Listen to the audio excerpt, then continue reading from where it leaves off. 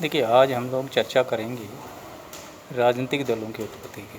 राजनीतिक दलों की उत्पत्ति के अंतर्गत सबसे पहले हम लोग जो चर्चा करेंगे वो मानव स्वभाव। मानव एक विवेकशील प्राणी और मानव की इस विवेकशीलता के कारण भिन्न भिन्न व्यक्तियों के भिन्न भिन्न विचार हैं। जहाँ विचारों में समानता पाई जाती है वहाँ एक संगठन होता है, और जहाँ राजनीतिक विचारों में समानता पाई जाती है वहाँ एक राजनीतिक दल होता है।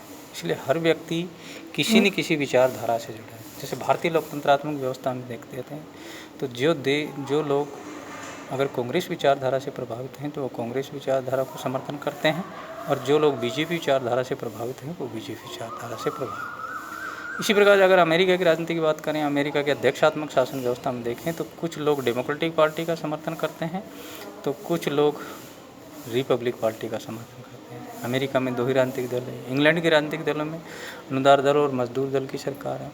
अगर अनुदार दल की विचारधारा से जो लोग समर्थन है वो अनुदार दल की विचारधारा का समर्थन करते हैं, जो मजदूर दल की विचारधारा से संबंधित हैं वो मजदूर दल की विचारधारा का समर्थन करते हैं। तो राजनीतिक दल मानव स्वभाव यानी, और देखा जाए तो राजनीतिक दल आधुनिक जनतंत्र से भी प्राचीन है। क्यों, देखिए हर राजनीतिक उस समय विचारधाराएँ हमेशा से अलग अलग रही हैं, और ज़रूरी नहीं है कि हर व्यक्ति एक ही विचारधारा से संबंधित है।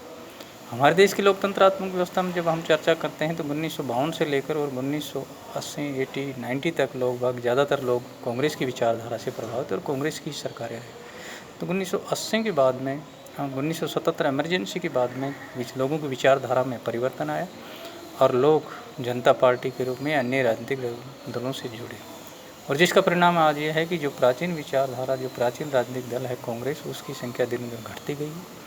और आज भारतीय जनता पार्टी, जिसके 1984 में 2 सीट हुआ करती थी, वो आज स्पष्ट बहुमत के साथ लोकसभा में अपना पूर्ण बहुमत के साथ और 2 बार 300 से ऊपर ज़्यादा आंकड़ा प्राप्त करके देश की शासन है। तो मानव स्वभाव राजनीतिक दलों की एक मुख्य धारा है, और इसके आधार पर राजनीतिक दलों के विचारों से प्रभावित हैं।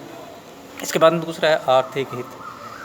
हर कोई भी व्यक्ति जिस भी राजनीतिक विचारधारा से जुड़ता है उसके अपने आर्थिक हित होते हैं, और वह अपने आर्थिक हितों की पूर्ति के लिए, देखिए राजनीति में वही व्यक्ति आते हैं, नाम लेके आएंगे जनता की सेवा या जन सेवा करने या लोक कल्याण कार्यों के लिए कि हम आपकी सेवा करें, परंतु राजनीति में आने के बाद में जो एक गरीब व्यक्ति जो किसी विधानसभा का सदस्य या संसद का सदस्य बनता है, उस समय उसके पास कुछ नहीं था, परंतु इसके सदस्य बनने के बाद में और राजनीति में आने के बाद उसमें करोड़ों की प्रॉपर्टी हो गई। तो यानी कि उसके व्यक्तिगत आर्थिक हितों की पूर्ति के लिए भी, चाहे ग्राम पंचायत, चाहे स्थानीय स्तर की इकाइयाँ हों, चाहे नगर निगम हो, चाहे किसी राज्य की विधानसभा हो या देश की संसद के बारे में, तो हर व्यक्ति के अपने एक आर्थिक हित होते हैं। उन्होंने आर्थिक हितों की पूर्ति के लिए वो राजनीतिक दल उस विचारधारा से जुड़ते हैं। तो आर्थिक हित भी एक तरह से राजनीतिक, देखिए ये सत्य है कि बिना आर्थिक हितों के, और आज के देश, किसी भी देश की लोकतंत्रात्मक व्यवस्था में आज तो सबसे देवे कि लोग भी आर्थिक हितों की पूर्ति के लिए उस राजनीतिक दल से जुड़ रहे हैं। नेता तो हैं आर्थिक हितों की पूर्ति के लिए,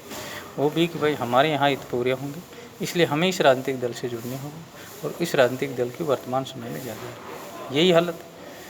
अगर पर्यावरण, देखिए जिस व्यक्ति की जो पारिवारिक पृष्ठभूमि है, जिस पर्यावरण में वो रहता है, वो उसी विचारधारा से जुड़ जाता है।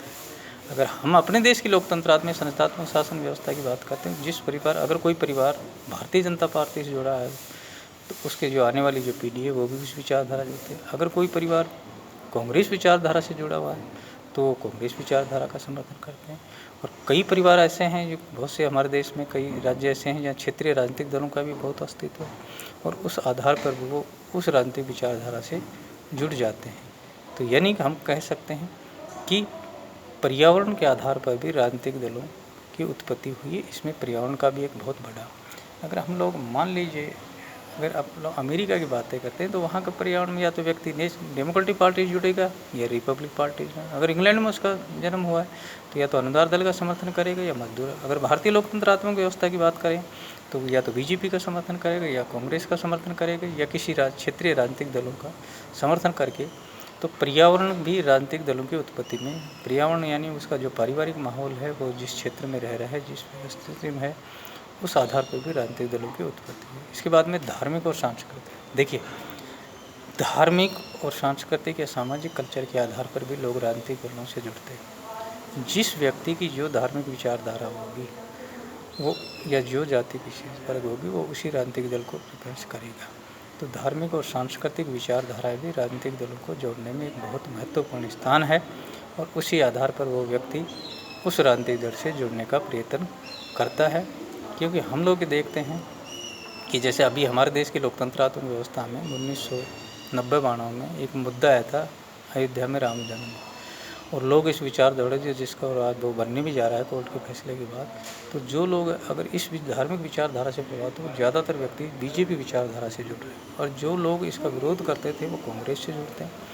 अन्य कोई राजनीति अगर पश्चिम बंगाल की चर्चा करें तो वहाँ कम्युनिस्ट विचारधारा सीपीआई से हो गया, सीपीएम से होगा, परंतु धीरे धीरे वहाँ भी बीजेपी। और आज देश की लोकतंत्रात्मक व्यवस्था में अगर हम लोग देखें तो सबसे ज़्यादा बीजेपी विचारधारा, और जो पुरानी विचारधारा थी कांग्रेस, उससे लोग धीरे धीरे हटते जा रहे हैं और उस पर एक तरह से हम कह सकते हैं उस विचारधारा। तो राजनीतिक दलों की उत्पत्ति में सबसे जो महत्वपूर्ण स्थान है, चाहे मानव स्वभाव हो, चाहे पर्यावरण हो, चाहे धार्मिक और सांस्कृतिक वातावरण हो, तो ये उसकी एक महत्वपूर्ण व्यवस्था है।